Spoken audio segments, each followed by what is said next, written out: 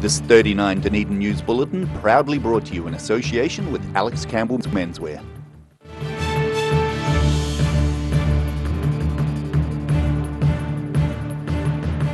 Police are investigating an incident in which a young woman was tied up and assaulted while running around Frost Creek.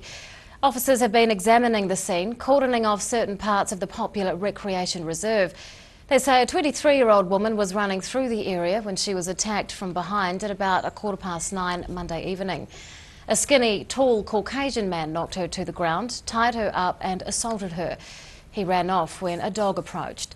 Police are hoping to speak with anyone in the area at the time.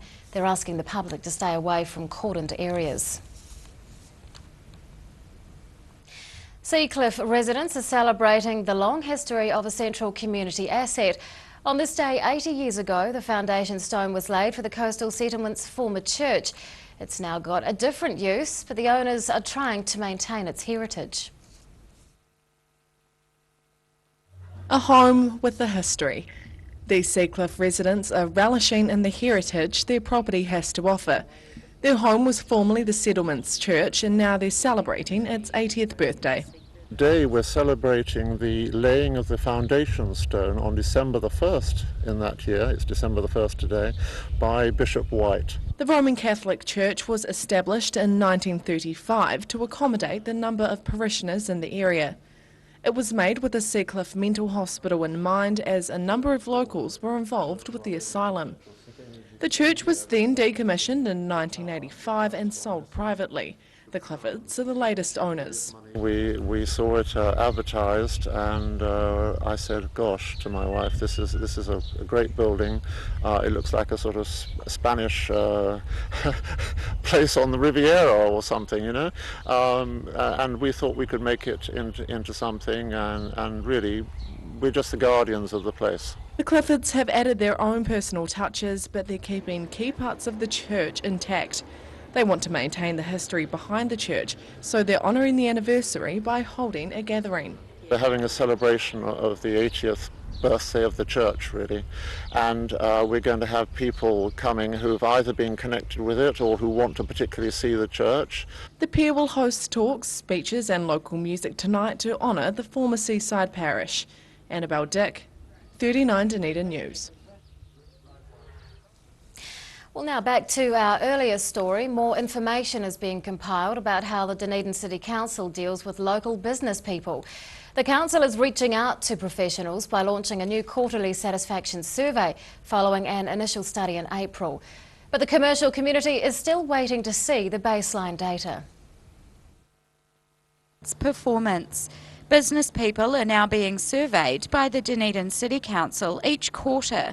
It's an effort by the council to further engage professionals and improve its handling of business matters. And that's being welcomed by the Otago Chamber of Commerce. As a result of this, hopefully we can move businesses forward, understand what their complexities are, understand what their needs are, and then try to focus on fixing those. And that might be around compliance issues, it might be around resource consents. The council says it's committed to being business friendly. It's asking professionals to rate their dealings with DCC staff over the past 8 months. Results will be compared with those from a baseline survey in April, but that information's not been released by the council. The survey is their data, but it would be great to be able to work with the council on this and Enterprise Dunedin. We have our own surveys that we run here as well, and there might be something that we can all work together on. But we're here to help and to help engagement. The council survey is anonymous and aimed at identifying room for improvement. It'll also reveal any changes since the April feedback. McGowan's eager to see how many professionals complete the survey, especially in the lead up to Christmas. Businesses they are busy, particularly at this time of year, which is great news. They're employing more people, slowly but surely is what they're telling us, but also that there's a lot of activity going on. So that's always good news. The council admits its business dealings haven't been well measured in the past, and staff are hoping this new initiative resolves that. It's part of the council's wider focus on improving the local economy. Rosie Mannins, 39 Dunedin News. A woman is in Dunedin Hospital with serious injuries after being attacked by up to 3 dogs in the Glen this morning. The incident happened in Walter Street at about 6:30 a.m. Police and animal control officers attended the scene and are conducting separate investigations. The dogs were all Irish wolfhounds and 2 have already been put down. Officers are determining the extent of the 3rd dog's involvement. They say the owner has taken responsibility and is distressed by the incident. As global leaders are discussing climate change action in Paris, local authorities are tackling the issue closer to home. The Dunedin City Council has further cemented its stance on climate change, looking at safeguarding the community. But not all councillors are supporting the move. Discussing a global issue at local level. The Dunedin City Council is vowing to make climate change a priority, passing several resolutions aimed at reducing local emissions and encouraging central government to do the same. We want our government to be bold in Paris, that we want to see them set out a clear roadmap for achieving that vision, and that the Dunedin community is prepared to put our hand up and do our bit at a local level, joining hundreds of other cities around the world in the open and transparent recording of our carbon emissions and reducing them. The resolutions come just days after thousands of people attended a climate change march through the central city. The council voted to join an international coalition of city leaders committed to addressing climate change. The Compact of Mayors commits the city to reducing greenhouse gas emissions, tracking progress and preparing for the future impacts of climate change. It is a global standard. It enables us to measure our progress against other cities and for our progress as a combined entity, as a combined local government entity around the world to be recognised and to be used to progress this low carbon agenda. The coalition is just one of 4 climate change resolutions passed. The council has also agreed to urge the government to adopt a tougher carbon emissions target and to place a moratorium on deep sea oil and gas exploration. But not everyone was happy with the resolutions put forward. I don't believe for a moment that central government is going to take any notice of any resolution that comes through from Dunedin. So I think we're wasting our time. However, Councillor Richard Thompson argued that grassroots pressure can drive government to take action, and that action could come sooner rather than later, with world leaders currently in Paris for the United Nations Climate Change Conference. Ruby McAndrew, 39, Dunedin News. Still to come on 39 Dunedin News, a local curator wins an international prize and law enforcers deploy a range of measures to keep holidaymakers safe on the roads this Christmas. Girls Talk this month is full of inspirational gift ideas. There's books, storage solutions and delicious treats. Don't forget to check out our Facebook page to be in to win some fantastic prizes from the show. Join us on Dunedin TV for Girls Talk.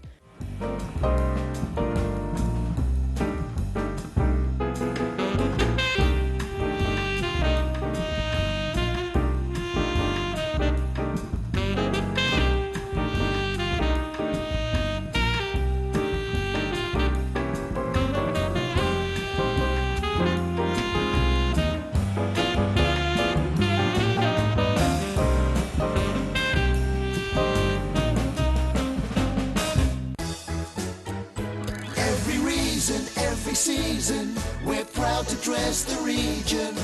Alex Campbell menswear, it fits.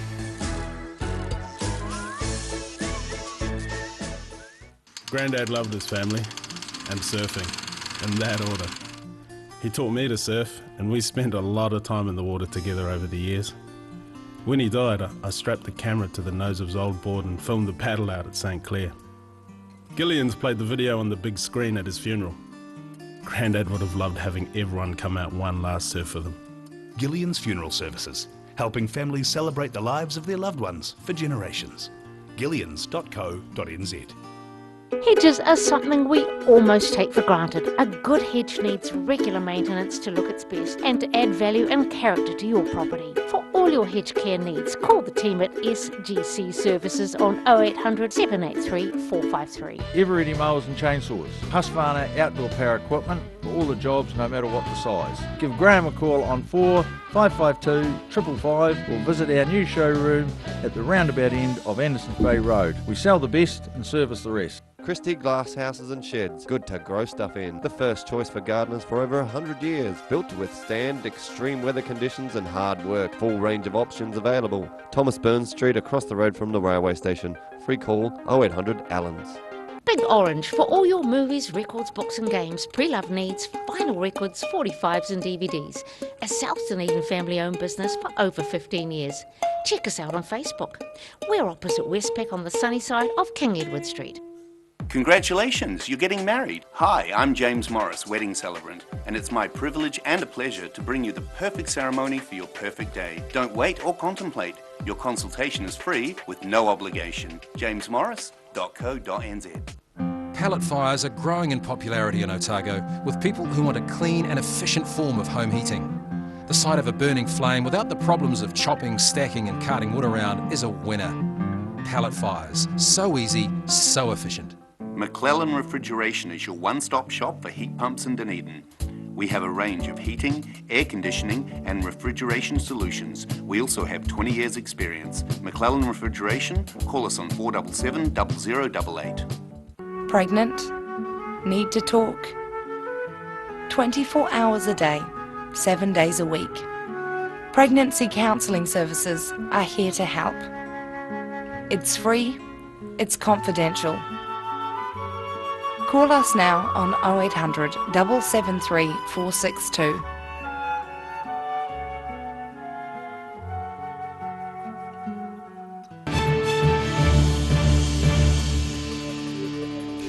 Welcome back. A locally owned company is being liquidated as part of a restructure. Moray Plastics Limited was placed in the hands of liquidators a couple of weeks ago. Its assets are listed as being worth just over $100,000. There is no debt detailed within the liquidators' first report. They say the liquidation is part of a restructure of the company, which has remained solvent.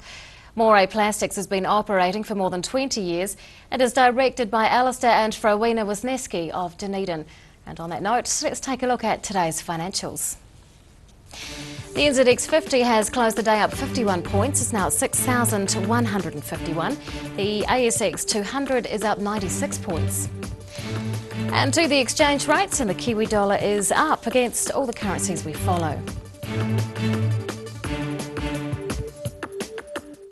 A local historian has been honoured with an international prize. Toitu Otago Settlers Museum curator Sean Brosnahan has been given the Polish Gold Cross of Merit, and he joins us to talk about it. Good evening. Good evening. Congratulations. Thank you very much. Why have you been honoured? Well, it's really a lovely gesture from the Polish Heritage Society here in Dunedin, who nominated me for the award. And it's, I suppose, in recognition of the years we've worked together to present stories from the Polish heritage of Otago and Southland to our visitors at the museum. What is the significance of this award? Well, the significance of it, I suppose, is just the liveliness of Polish cultural expression in Otago in recent years, expressed through the Polish Heritage Society and often culminating in exhibitions and shows at the museum. We've had a lot of public programs, we've had a lot of exhibitions, and that sort of vibrancy of presenting Polishness to our wider community is appreciated in Poland, and this presentation of the medal to me and to a number of other people in the community is probably just recognition of that fact. Is there a large Polish community here in Dunedin? Well, it's not a large community, but it's a pretty vigorous and vibrant sort of community. It's made up of 3 groups historically, and the amazing thing about the Polish Heritage Society, I think, is the way that it's managed to marry the earliest group of Polish settlers who came in the 1870s, long, long time ago, with those who came as wartime refugees in the 1940s, and others who came with the opening up of Poland in the 1980s and have continued to come here, quite a few associated with the university. So those 3 groups have melded together to form this Polish society and kind of rock up Polishness here. Small numbers, but big hearts. Have the exhibitions travelled outside of Dunedin? Well, strangely enough, actually, yes, 2 of them have. They were cobbled together and sent back to Poland, which some people say it's like sending coal to Newcastle, but it isn't actually, because the story of the Poles here in the southernmost place in the world where they will have settled is quite distinctive, and it was quite a privilege to be able to take that story and then send it back to Poland. What does the recognition mean to you? Well, to me, it's kind of humbling. You could almost say embarrassing, because I feel that I was just doing what my job entails. But it's lovely to have that community recognition. I suppose it sets the seal on the strong relationship between the Polish community, the Polish Society and the museum, and the fact that we've managed to partner up so often and so successfully to the benefit of all sides. So to me that's what it really represents. Why did you choose to study the Polish heritage? Well, it really came down to initiatives on the part of the Polish Society. They wanted to sort of do some projects and we responded to that. The first one I think we did was about the Polish orphans who came here in 1944, and there just happened to be this elderly woman in Oamaru who was one of those orphans and who had somehow managed to hold together some amazing artefacts of her early life, because she actually left her Polish home when she was just 6 as part of a very large family who in the subsequent, removal to Siberia and so on and so forth, most of her family died and she was left with just one of her sisters. But all through that time she managed to hang on to some quite amazing things, and those things form the basis of an exhibition about the orphans and about her story. How do you think the Polish people have shaped our community? Well, it's an interesting sort of thing to reflect on, because they've been quite small in numbers, and particularly the earliest ones. There wasn't a lot of room for non-British expressions of identity in the 19th century in New Zealand. So those people had to kind of learn to adapt. They had to learn to speak English for a start off, and they had to sort of adapt and fit in. And you'd say the same thing with the Polish orphans of the 1940s. Again, they came here and they really had to assimilate. The people who've come more recently, however, have been a bit more confident in their Polishness. So we've had through our public programs a lot more expression of Polish dance traditions, Polish music traditions, Polish food traditions, and that has added a lovely little flavour, a bit of a zing, if you like, to Dunedin life. Tōitu Otago Settlers Museum curator Sean Brosnahan, congratulations once again. Thanks very much for your time. Thank you very much. After the break on 39 Dunedin News, the speeding threshold is lowered, and we take a look at some of the creative means social service agencies are using to help those in need. Do you want support for your breathing? You are not alone. In New Zealand, over 600,000 people have some form of breathing difficulty, especially with the high pollen season in New Zealand.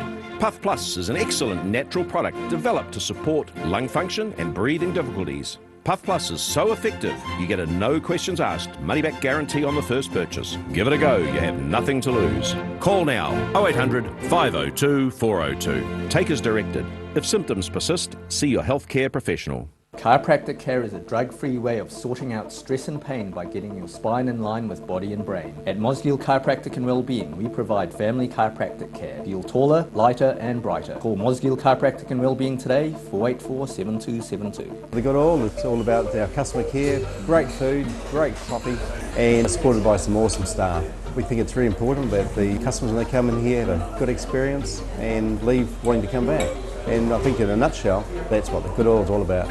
At your locally owned and operated Veggie Boys store, we've got fresh produce daily, fruit, veggies and more. Competitive prices is just one of the reasons people come to us in all seasons. Convenient locations and friendly crew, Veggie Boys Dunedin, come try something new. Stores in the north, the south, be our guest, Centre City as well to serve you the best. Daily specials on produce that are hard to beat, all tasty and healthy and all good to eat. Don't forget, we've also got your milk, bread and meat. Veggie Boys Dunedin, you're guaranteed a treat. Mosgiel Mowers Plus can help you with products to make your garden maintenance jobs easier. Lawn mowers, ride-ons, chainsaws, line trimmers. Sales and service are our specialty. Mosgiel Mowers Plus. Phone 489 3572 22B Gordon Road, Mosgiel.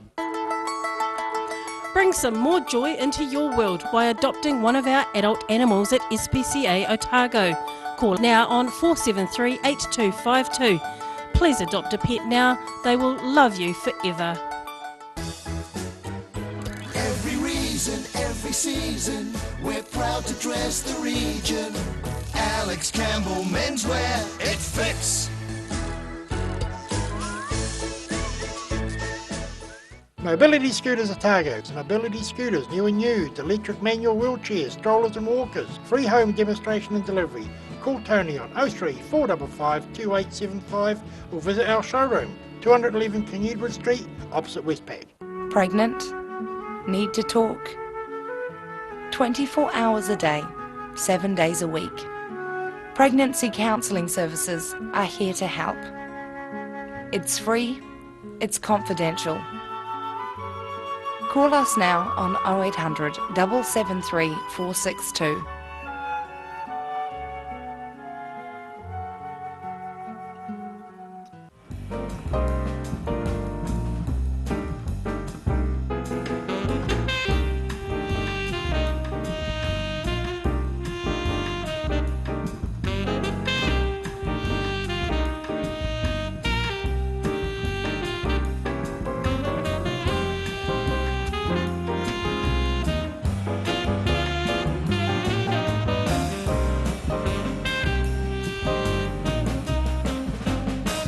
Girls Talk this month is full of inspirational gift ideas.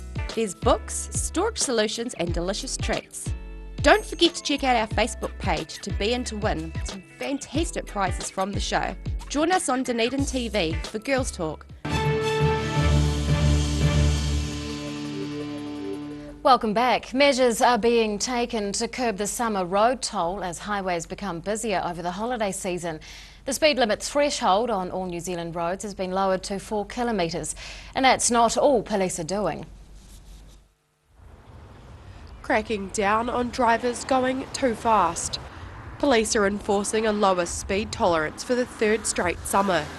Officers say the 4 kilometre threshold has a proven track record in reducing the road toll. What it's led to over the last 2 summers is a huge reduction in the number of deaths on the road. Some good examples of this is 2 years ago, 42 people died on the road. Last year, 50 people died. That's still too many, but it's a huge reduction from 1990 when we had 124 people die over that 2-month period. The reduced speed period runs until the end of January, when it will default back to a 9 kilometre tolerance. The 2-month reduction is addressing an increasing number of people travelling on roads for the holiday period. Police want drivers to be aware that the number of officers on the roads will also increase. People are relaxed. Obviously there's a lot of people travelling on the roads, there's a lot of people going away on holiday or coming back from holiday. So we just want to make sure we're going to have a highly visible police presence on the roads. We want everyone to get to and from their holidays safely. It's also 1 year since lower alcohol limits were introduced. Police are pleased the measure appears to be working. What we've seen is about a 14% reduction in all drink driving, so it's been very successful as well. So our officers, will be out on the roads enforcing the rules, and if you're stopped you can expect to be breath tested, and that's any time of the day and in any place if you're driving. Police say all road users have a part to play in reducing the road toll. They're encouraging people to plan journeys, drive safely and not to rush. Ruby McAndrew, 39, Dunedin News. The 5 alternative national flags have been stolen from atop a central city car park building. The flags were placed on top of the Great King Street building by the City Council in October. It's believed they were stolen over the weekend. The incident is surprising police and council staff, who say it would have been difficult to reach the flags. They believe the theft was premeditated and would have required a large vehicle and specialist tools. A replacement set of flags has been offered to the council. Residents are being asked to rank the flags in a postal referendum. Local support services are getting inundated with residents needing help around Christmas time. The Salvation Army is dealing with an almost 7% increase in calls for assistance compared to this time last year, and staff are getting creative to address the growing need. Sweet stuff for the silly season. These Salvation Army workers are putting their hands to work, creating food hampers in the lead up to the busy Christmas period. There's definitely an increased need for assistance. We've had a 6.6% increase in need over the last year, partly due to the floods in South Dunedin, I think partly due to the cold winter, but this time of the year we certainly get people who are continuing to have needs. The Sallies are noticing a rise in the amount of people needing food to hold them over the Christmas period. They're running food drives in the holiday lead-up to boost the quantity of food coming in. Residents can donate a canned food item to see a gallery of Christmas trees. But help with food isn't the only thing people are needing. We get people who are after just often a one-off food parcel, and that food parcel may be due to they've got an outstanding account, they may have had likes of a car bill that was unexpected, so we would help them with that. Sometimes it could be social work assistance.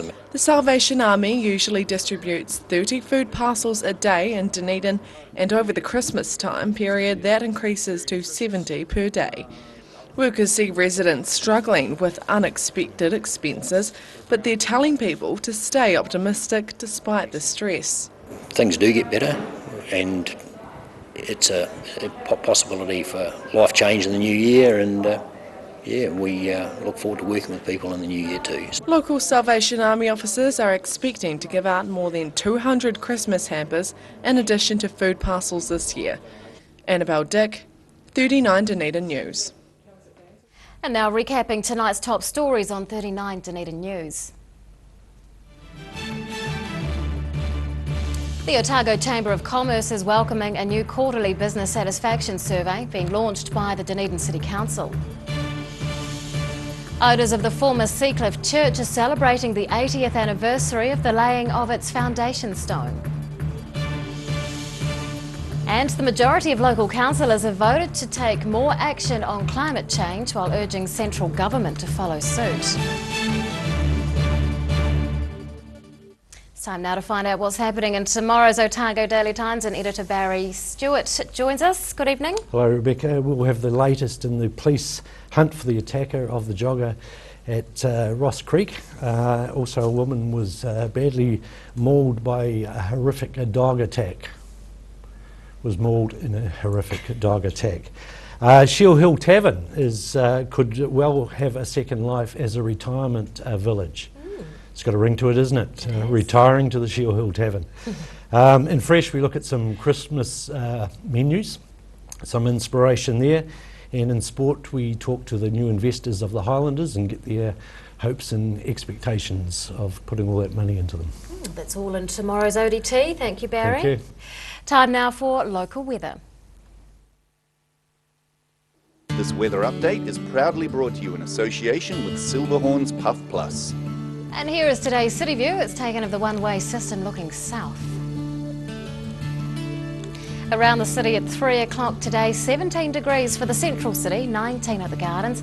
Definitely the place to be. Was out on the Taieri with 25. To the situation, and a small trough of low pressure is currently moving over the country. To the forecast for some of the main towns in the lower South Island for tomorrow. Nor'westers with some cloud in Invercargill, Gore and Alexandra. Some rain in Te Anau with nor'west winds there and a high of 18. And nor'westers with high cloud for Queenstown, Oamaru, Wanaka and Twizel. Highs of around 24 or 25 degrees. And Dunedin tonight, fine with a low of 14. Tomorrow, high cloud and gusty nor'westers. We're expecting 25 degrees. And on Thursday, cloud increasing with rain developing later in the day, along with cool sou'westers, high of 21. And to the Otago Pallet Fires tidal and fishing information. High tide tomorrow morning is at 10 to 10. Low tide follows at 4:30. And fishing conditions look good tomorrow, particularly at around 6:30 a.m. And that is local news for Tuesday. We will see you again tomorrow. Good night.